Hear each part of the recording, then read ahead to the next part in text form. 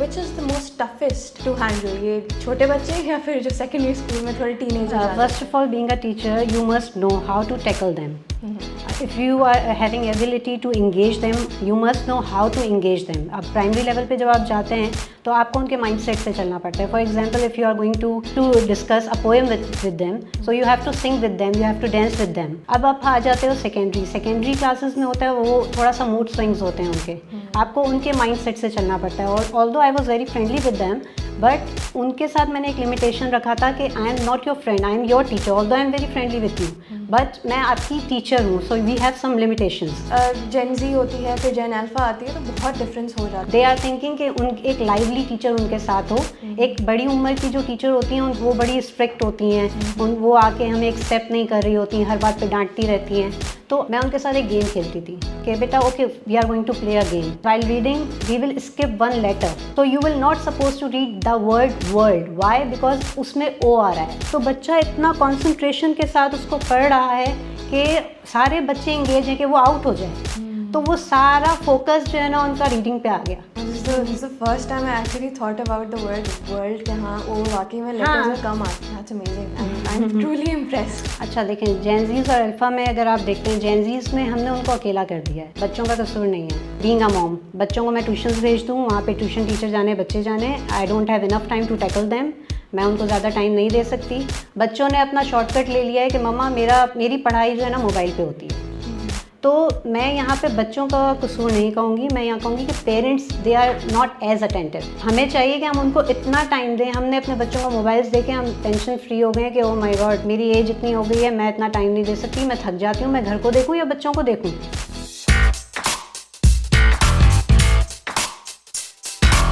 Assalamualaikum ladies and gentlemen, welcome to another episode of Mentoring Success. Ladies and gentlemen, we today have a very special guest with us. So without any further ado, let's just delve into the conversation with Miss Naheed, who has been teaching in Mama Baby Care, Central High School, and now educators as well. So ladies and gentlemen, please welcome the guest of today, Miss Naheed. Assalamualaikum Miss. Walaikum assalam. Alhamdulillah. What about you? I'm also great. First of all, thank you so much for giving us time and joining us today. It's an honor for me. Thank you so much for calling me. All right, Miss, let's just delve into the conversation. Like I said, of course you have been teaching for quite a while. आपने different institutions में पढ़ाया है और throughout your time, of course, आपने different students को देखा होगा, different sets of students, variety of students, like I said. You were teaching little kids from primary school and then now you're also teaching the secondary school students as well. तो let's just be honest, आपको क्या लगता है कि सबसे ज़्यादा difference क्या होता है इन जनरेशन में, एंड डिफरेंस से ज़्यादा which is the most toughest to handle, ये छोटे बच्चे या फिर जो सेकेंडरी स्कूल में थोड़े teenager? First of all, being a teacher, you must know how to tackle them. If you are having ability to engage them, you must know how to engage them. अब primary level पे जब आप जाते हैं तो आपको उनके mindset से चलना पड़ता है. For example, if you are going to discuss a poem with them, so you have to sing with them, you have to dance with them, so they engage with you. In obvious है कि हर class में हर बच्चा जो होता है वो इतना active नहीं होता है. कुछ सो रहे होते हैं, कुछ जाग रहे होते हैं, कुछ वाकई हमारे साथ डांस कर रहे होते हैं. तो हमें उनको अपने साथ लेके उनको थोड़ा अपने साथ इंगेज करके एक्टिव करके लेके चलना पड़ता है. तो I think it's little easy for being a teacher, it's little easy to tackle primary section, क्योंकि आप उनको अपने साथ इजीली डांस करके उनको थोड़ा सा ह्यूमर ऐड करके आप अपने साथ इंगेज कर लेते हो, राइट. अब आप आ जाते हो सेकेंडरी क्लासेस में होता है वो थोड़ा सा मूड स्विंग्स होते हैं उनके. आपको उनके माइंडसेट से चलना पड़ता है. और although I was very friendly with them, but उनके साथ मैंने एक लिमिटेशन रखा था कि I am not your friend, I am your teacher. Although I am very friendly with you, but मैं आपकी टीचर हूँ, so we have some limitations. So I will be very friendly with you. I will add some humor while explaining any subject or chapter. So, but वो जब मेरे साथ engage हो जाते हैं तो मेरे लिए बहुत एक comfort zone आ जाता है. I must know how to engage them. तो it would be easy for me to teach primary level और secondary level. आपके अंदर ये ability होनी चाहिए कि आप उनको लेके कैसे चलते हो.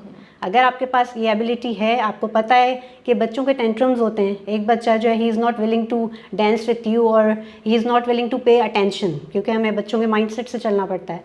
तो आप उस लेवल पे चले जाओ, उसको इस लेवल पे आके ट्रीट करो कि वो बच्चा खुद ही आपके साथ फॉर्मल नहीं रहे, वो थोड़ा सा कैजुअल हो जाए, उसको अच्छा लगे आपका आना कि अब ये मिस नाहिद आ रही हैं, वी विल एंजॉय।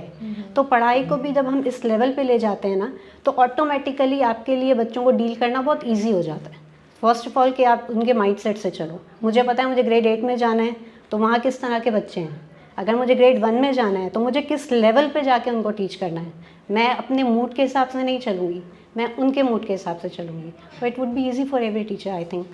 या very well said. Actually I do agree कि हर स्टूडेंट का माइंडसेट डिफरेंट होता है, primary to secondary. Of course like I said, Gen Z होती है, फिर जेन अल्फा आती है, तो बहुत डिफरेंस हो जाता है। आपकी अपनी एज पे फ़र्क है ना। अब बच्चे मेरी एज के लोगों को एक्सेप्ट नहीं करते हैं। आजकल की जो मैं जनरेशन की बात कर रही हूँ, दे आर थिंकिंग कि उन एक लाइवली टीचर उनके साथ हो।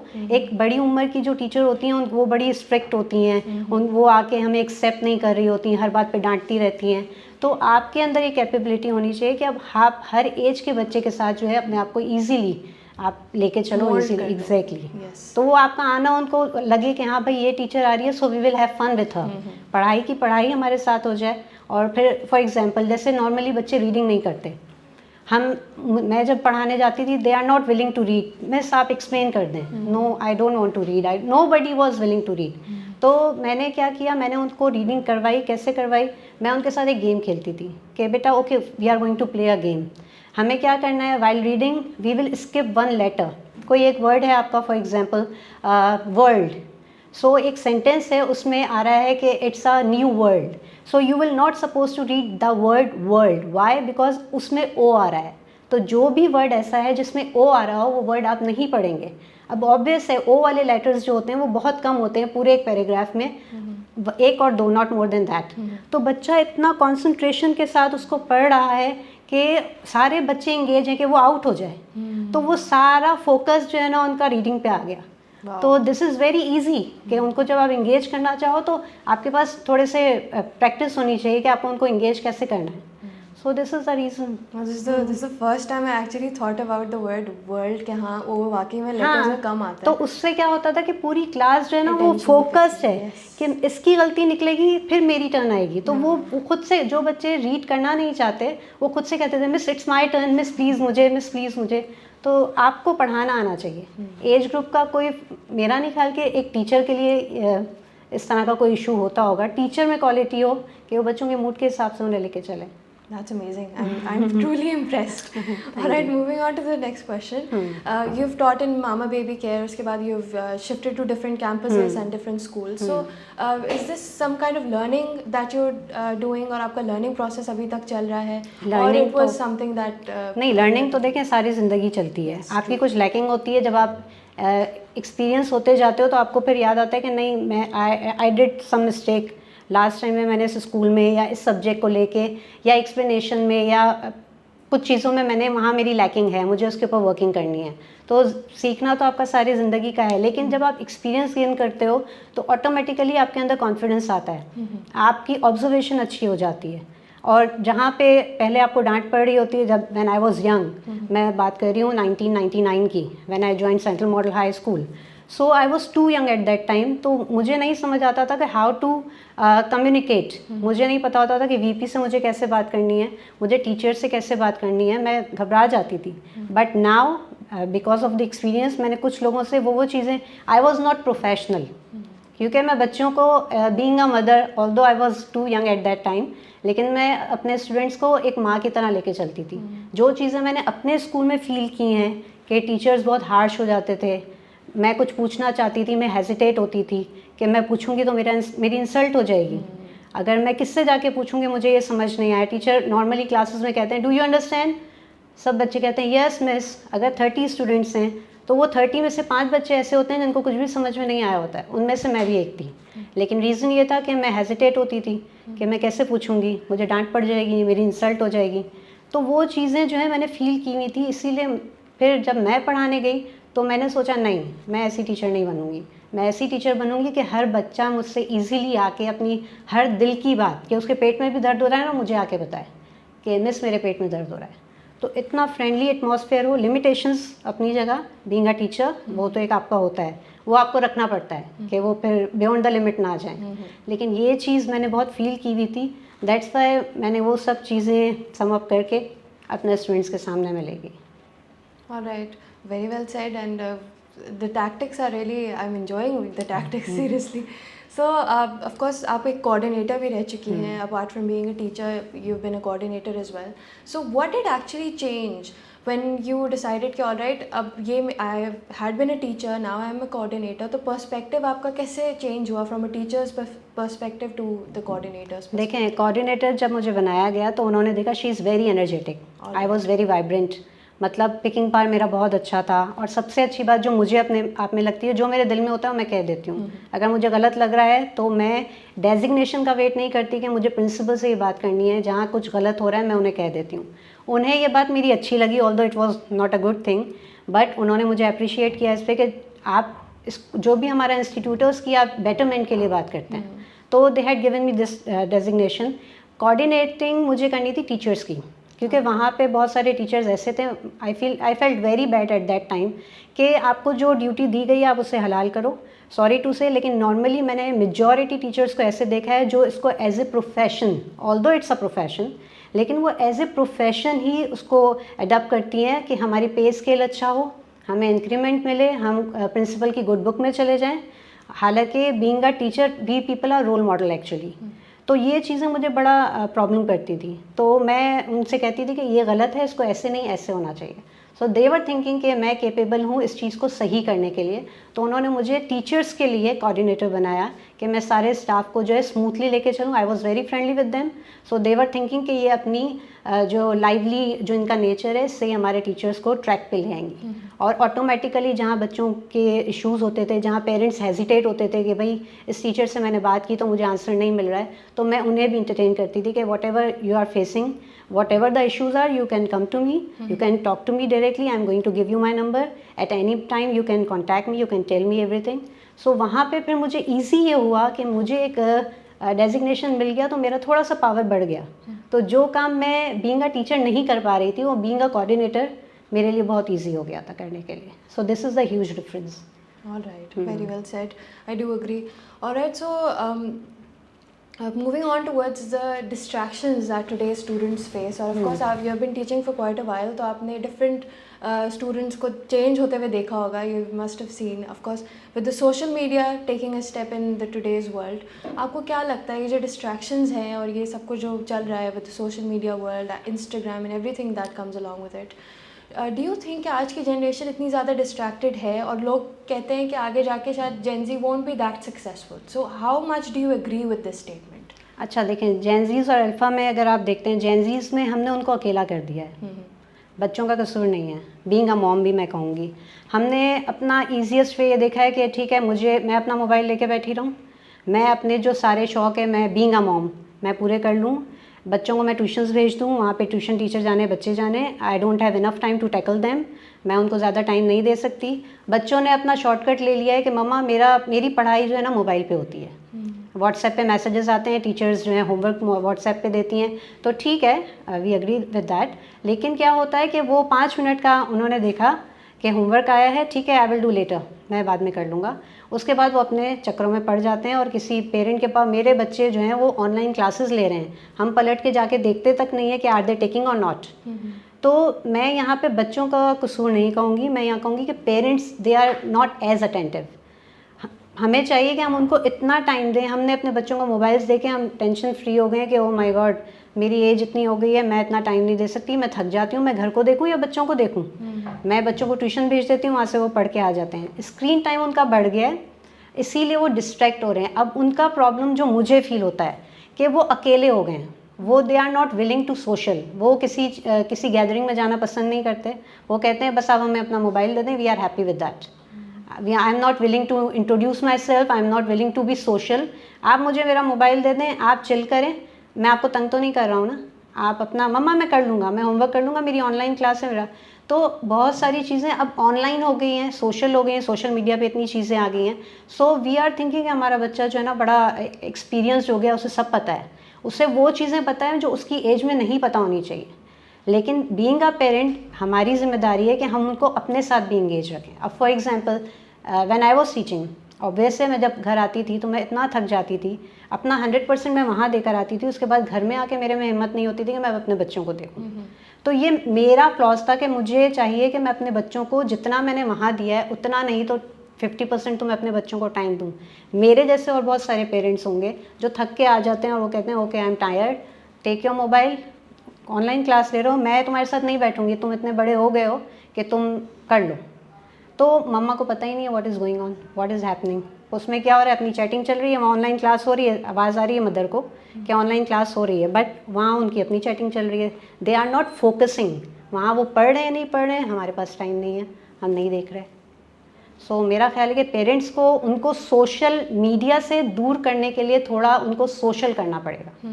Social media is another thing, उनको सोशल करने के लिए उनको आप थोड़े आउटडोर गेम्स की तरफ ले जाएं, उनको इस तरह डिस्ट्रैक्ट वो हो जाते हैं, they are not willing to study, वो कहते हैं हमें सब पता है, आप हमें क्यों बता रही हैं। आई डू रिमेंबर जब मैं पढ़ती थी तो मेरे पापा कहते थे कि बेसिक आपको पता हो, हमारे बच्चे कहते हैं नहीं, आप वो बताएं ना जो पेपर में आने वाला है। एग्जैक्टली वो बेसिक चाहते ही नहीं। जब फाउंडेशन आपकी वीक है तो व्हाट आर यू थिंकिंग कि आपका जो भी आप बिल्टअप कर रहे हो उसके ऊपर वो स्ट्रांग होगा, नहीं होगा। हमारे बच्चे कहते हैं बस झटपट हमें बता दीजिए मिस पेपर में क्या आएगा, बस हमें याद करना है और हमें रट्टा लगा के। So this type of education we are having right now. Yes, very true.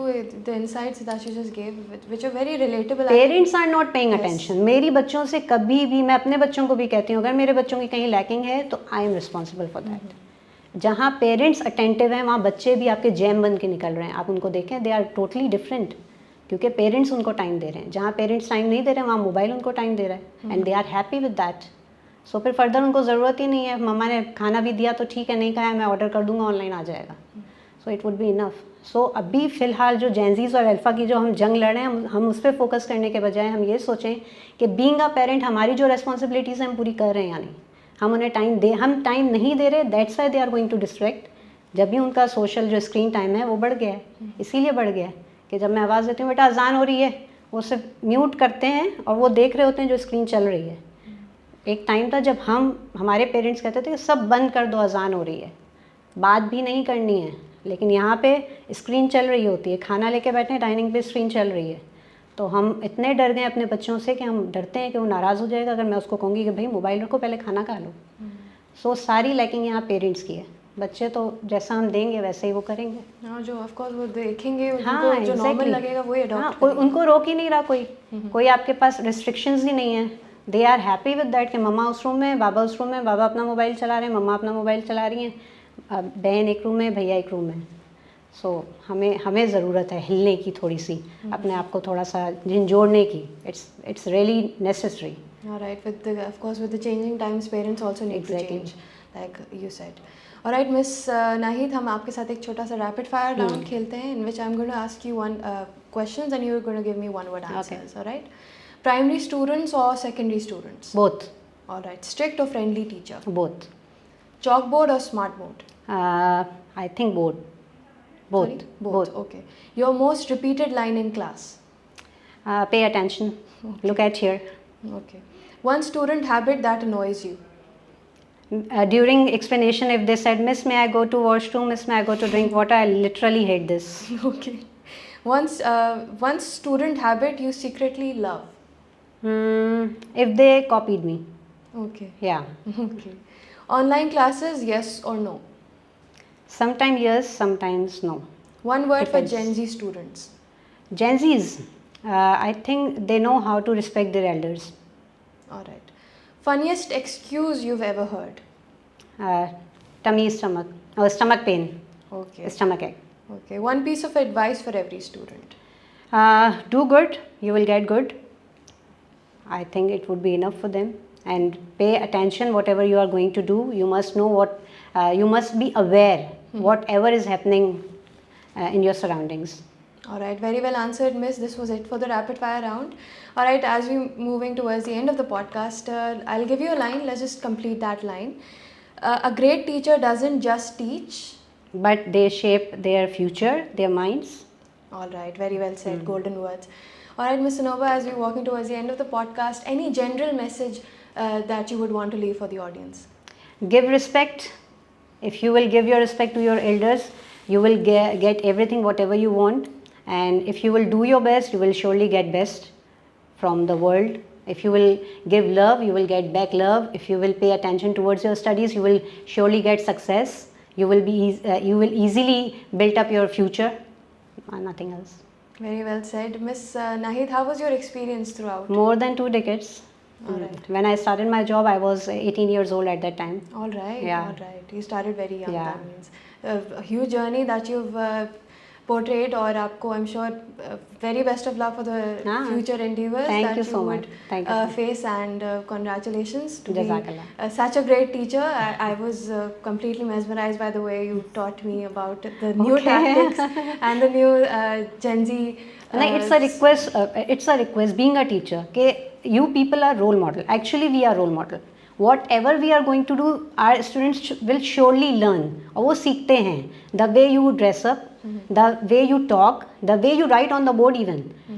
मुझे अच्छे से याद है कि जब मेरी बबल राइटिंग थी, मैंने स्टार्टेड माई टीचिंग करियर, सो मेरे स्टूडेंट्स जो हैं वो बबल राइटिंग को फॉलो करते थे कि मिस नाहिद ऐसे लिखती हैं, she use to talk like that. तो जब सब बच्चे हमसे, हमारे रोल मॉडल तो हज़रत मोहम्मद मुस्तफ़ा सल्लल्लाहु अलैहि वसल्लम है, तो हम उनको फॉलो करेंगे. जब उनकी टीचिंग्स हमारे अंदर आएंगी तो it would be easy for us. वो कहते हैं आपको ख्याल रखना है सबका, मिसबिहेव नहीं करना है. तो बिहेवियर मॉडिफिकेशन कहाँ से आता है?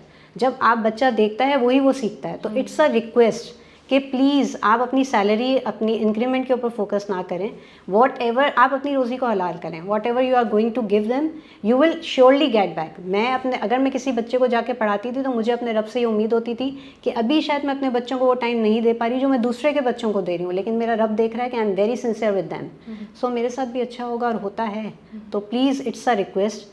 और पेरेंट्स से मैं ये कहूँगी, काइंडली आप अपने बच्चों को अकेला ना छोड़ें. अकेला इन दैट सेंस कि सोशल मीडिया पे ना छोड़ें. वो अकेले होते जा रहे हैं. वो बिल्कुल, वो इंट्रोवर्ट आप क्यों कह रहे हैं उन्हें? They are not introvert, it's your lacking. Please आप उनको अपना 100% दें. 100 नहीं दे सकते, 25 दें, 50 दें. कुछ तो टाइम उनके साथ स्पेंड करें, अदरवाइज़ वो यूज टू हो जाएंगे, वो आपको भी बर्दाश्त नहीं करेंगे. सो सॉरी, बहुत ज़्यादा शायद मैंने कह दिया, बट इट्स नेसेसरी. मैं चाहती हूँ कि ये सब पेरेंट्स पे ये बात जाए. और मैं भी समटाइम्स, मुझे रिग्रेट होता है कि मैं अपने बच्चों को वो शायद क्वालिटी टाइम नहीं दे सकी जो मुझे देना चाहिए था. Anyways, thank you. Nice talking to you.